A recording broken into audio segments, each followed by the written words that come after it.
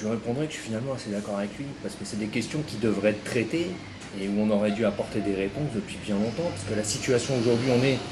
dans des villes comme Sevran, mais c'est pas la seule, où on est dans des situations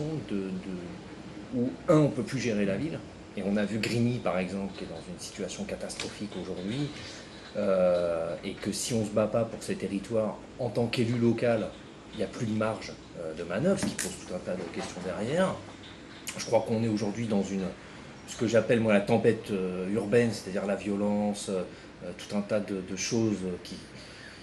qui font qu'aujourd'hui on sent bien, par exemple dans une ville comme Sevran, notamment la structuration, alors je reviens souvent là-dessus, mais la structuration du trafic fait que demain il y a une mafia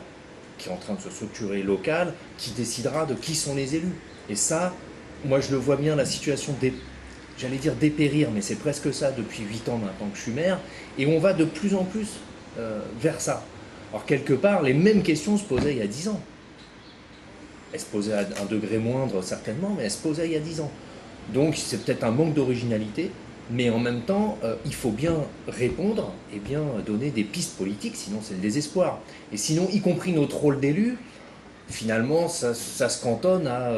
être dans une gestion petit bras qui peut faire qu'on gère nos baronnies pour être élu à la prochaine élection. Voilà, ça c'est plus possible. Alors, toujours